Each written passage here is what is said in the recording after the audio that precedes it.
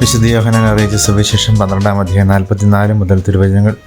എന്നിൽ വിശ്വസിക്കുന്നവർ ആരും അന്ധകാരത്തിൽ വസിക്കാതിരിക്കേണ്ടതിന് ഞാൻ വെളിച്ചമായി ലോകത്തിലേക്ക് വന്നിരിക്കുന്നു എന്ന് ഈശോ പറയുക. വെളിച്ചവും അന്ധകാരവും എന്നത് ഈശോ പലപ്പോഴും ഉപയോഗിക്കുന്ന രൂപങ്ങളാണ്.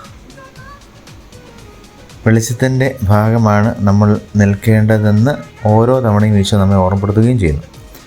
വിശ്വസിക്കുന്നവർക്ക് ഈശോ നൽകുന്ന സമ്മാനമാണ് വെളിച്ചത്തിൽ ജീവിക്കാനുള്ള കൃപാവരം എന്ന് നമ്മൾ മനസ്സിലാക്കണം. ഈശോ സ്വയം പ്രകാശമാവുകയും മറ്റുള്ളവരെ പ്രകാശിപ്പിക്കുകയും ചെയ്യാനാണ് ലോകത്തിലേക്ക് വന്നത്. ഞാൻ ലോകത്തിൻ്റെ പ്രകാശമാണെന്ന് അവിടുന്ന് പറയുന്നുണ്ട്. ഈശോയിൽ വിശ്വസിക്കുകയും അവിടുത്തെ പ്രകാശത്തിൽ വസിക്കുകയും ചെയ്യുക എന്നതാണ് നമ്മൾ ചെയ്യേണ്ടത്. വിശ്വസിക്കുന്നവർ വെളിച്ചത്തിലാണ്.